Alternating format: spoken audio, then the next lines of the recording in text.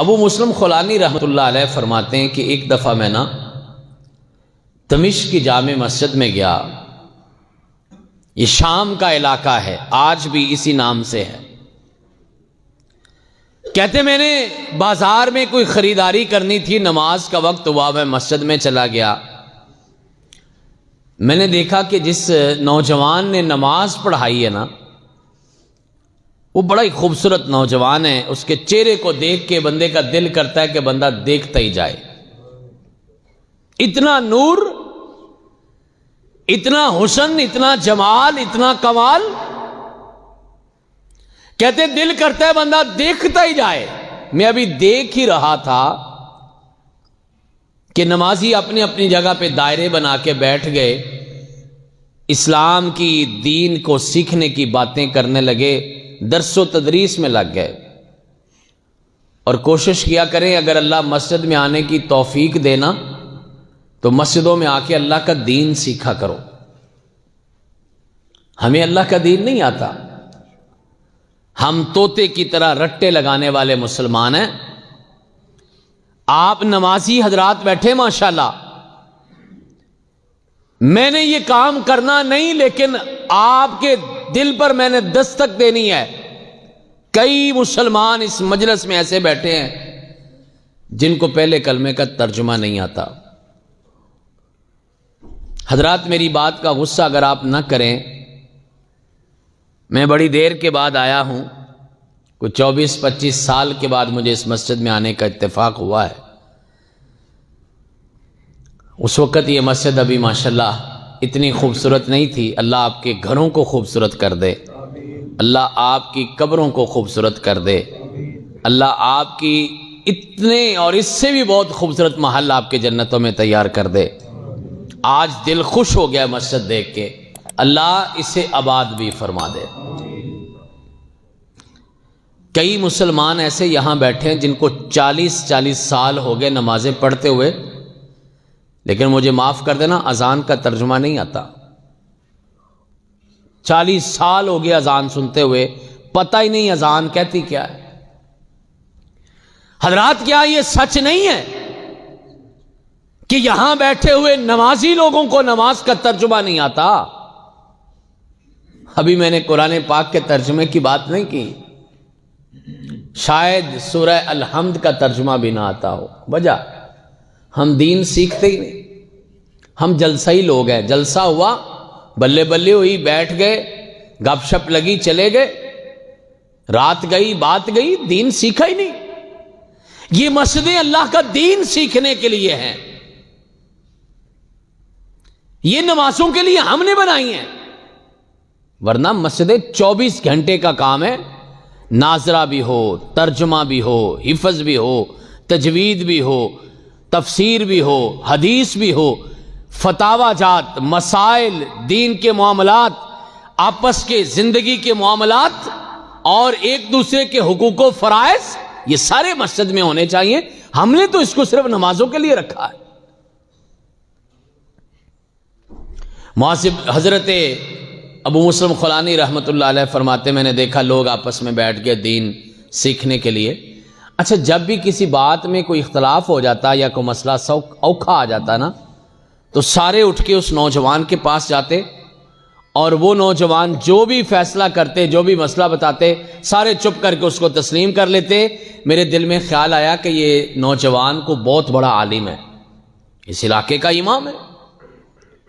میرے دل میں نا ان کا پیار اور بڑھ گیا. میں نے کہا بندہ بھی خوبصورت ہے بھی پڑھا لکھا، عالم ہے، امام لگ رہا ہے اپنے امام علاقے کا. تھوڑی دیر کے بعد سارے لوگ اپنی جگہ سے اٹھے اور مسجد سے چلے گئے. یہ امام صاحب بھی مسجد سے نکل کے باہر چلے گئے اور ساری مسجد ان کے پیچھے خالی ہو گئی. ایک بندہ بچ گیا، غالباً مسجد کا کوئی خادم تھا. تو میں نے اس سے پوچھا یہ نوجوان کون ہے؟ وہ مجھے حیران ہو کے کہتے آپ نہیں ان کو جانتے؟ میں نے کہا نہیں، میں اجنبی ہوں، میں نیا ہوں اس علاقے میں، مجھے نہیں پتا. وہ مجھے کہتا ہے کہ یہ اللہ کے پیغمبر علیہ الصلاۃ والسلام کے صحابی معاذ بن جبل ہے رضی اللہ تعالی. اب میرے دل میں ان کا پیار اور بھی بڑھ گیا. خوبصورت بھی ہے، عالم بھی ہے، اور کائنات کے امام کا صحابی بھی ہے۔ میں نے کہا میں ان سے ملنا چاہتا ہوں، تو فرمانے لگے کہ یہ تو اب کل آئیں گے، فجر کی نماز پڑھائیں گے، باقی نمازیں یہ اپنے محلے میں پڑھتے ہیں، اگر آپ نے ملنا ہے تو کل فجر پہ آ جائیے۔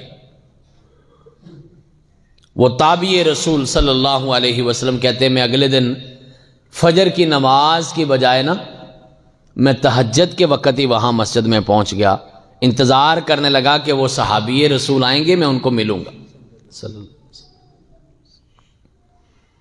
اللہ سے دعا کیا کرو اللہ ہمیں تہجد کی لذت نصیب فرما۔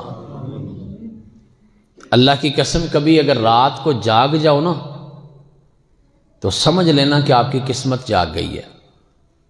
اللہ ہمیں تہجد کی نماز نصیب فرما دے۔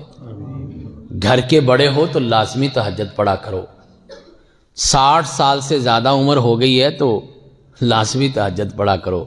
کائنات کے امام نے فرمایا تھا اللہ کہتے ہیں میں نے 60 سال سے زیادہ عمر والے کا کوئی بہانہ نہیں سننا کہ وہ مجھے آ کے یہ کہے کہ یا اللہ مینوں تے ویلا ہی نہیں ملیا، میں تے جے کرنا سی کچھ، 60 سال ہو گئی ہے بس کافی ہے، میں نے اس سے آگے کوئی بہانہ نہیں سننا۔ کبھی کبھی پڑھ لیا کرو، او مہینے میں ایک بار ہی تہجد پڑھ لو۔ کئی ایسے ہیں جنہوں نے ساری زندگی تہجد نہیں پڑھی، کئی ایسے ہیں رمضان سے لے کے رمضان تک کبھی تہجد نہیں پڑھی۔ عادت ڈالو، اللہ ہماری نسلوں میں یہ عادت جاری کر دے۔ کائنات کے امام نے فرمایا تھا فَإِنَّهُ دَابُ الصَّالِحِينَ، یہ تہجد نیک لوگوں کی عادت ہے۔ مغفرۃ لذنوبکم، تمہارے گناہوں کی بخشش کا ذریعہ ہے۔ مرضات لربکم، تمہارے رب کی رضامندی کا راستہ ہے۔ اور فرمایا کہ یہ تمہاری جسمانی بیماریوں کا علاج ہے۔ یہ گھروں میں بیمار ہوتے نا بڑے پرانے، آپ ان سے کہیں جی تہجد شروع کریں، اللہ انشاءاللہ صحت بھی عطا فرمائے گا اور اللہ مغفرت بھی فرمائے گا۔ کہتے میں تہجد کے وقت میں چلا گیا، مجھے نا شک پڑا کہ ستون کے پیچھے کوئی اور بھی نماز پڑھ رہا ہے، میرے سے پہلے ہی آیا ہوا ہے۔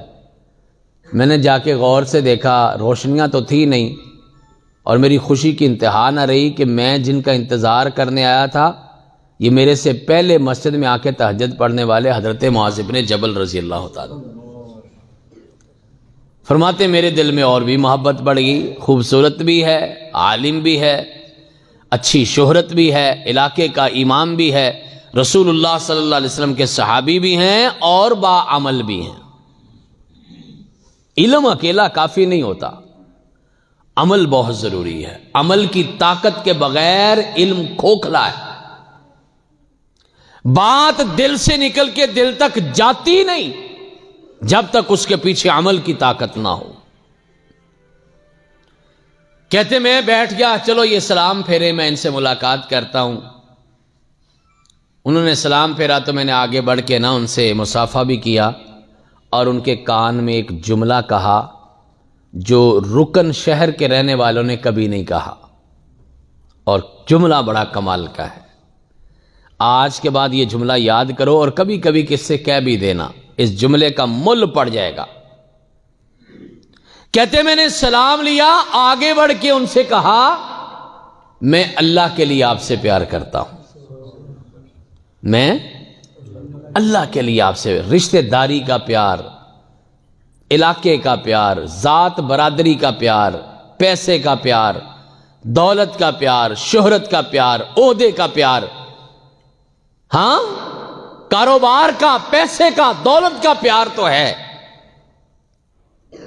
اپنی پارٹیوں کا پیار تو ہے، لیکن اللہ کے لیے پیار نہیں ہے۔ ایمانداری سے اپنے آپ کو جواب دینا، میں تو آپ سے نہیں پوچھ رہا، نہ میں آپ کا حساب لے رہا ہوں، کبھی کہا ہے کسی کو یہ جملہ؟ میں اللہ کے لیے آپ سے پیار کرتا ہوں، میں اللہ کے لیے آپ سے ملنے آیا ہوں، میں اللہ کے لیے آپ کو میں نے فون کیا، مجھے کوئی آپ سے کام نہیں، بس آپ اللہ والے ہیں، میں نے آپ سے اللہ کے لیے فون کیا ہے۔ نہیں کرتے۔ معاذ بن جبل رضی اللہ تعالیٰ نے کہتے ہیں آپ نے کیا کہا ہے؟ میں نے کہا میں اللہ کے لیے آپ سے پیار کرتا ہوں۔ معاذ بن جبل رضی اللہ تعالیٰ نے فرماتے اتنی اچھی بات ہے تو ہولی ہولی کیوں کہہ رہے ہو، اچھی بول کے کیا کہتے ہو؟ کہا میں نے کہا میں اللہ کے لیے آپ سے پیار کرتا ہوں۔ یہ بات سنی تو معاذ بن جبل رضی اللہ تعالیٰ نے دونوں ہاتھ کھول دیے، کہا اگر اللہ کے لیے پیار کرتے ہو تو آؤ پھر میرے سینے سے لگ جاؤ۔ میں ان کے سینے سے لگا، انہوں نے محبت سے پیار کیا اور میرے کان کے قریب منہ کر کے کہنے لگے میں تمہیں وہ حدیث نہ سناؤں جو میں نے رسول اللہ صلی اللہ علیہ وسلم سے اپنے کانوں سے سنی ہے؟ کہتے میں نے جھٹ کہا جی سنائیے۔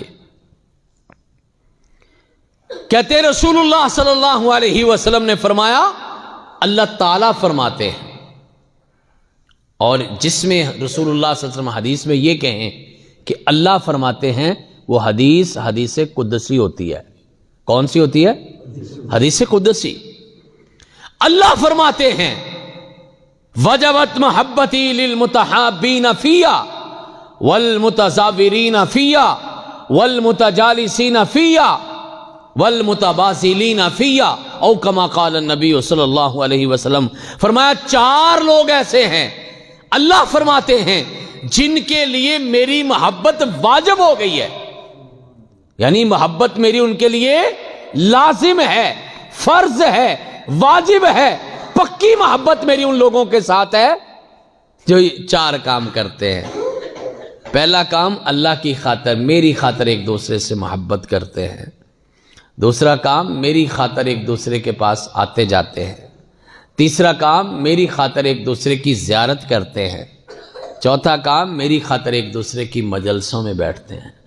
جن کی پیار میری خاطر، محبتیں میری خاطر، نفرتیں میری خاطر، تعلق میری خاطر۔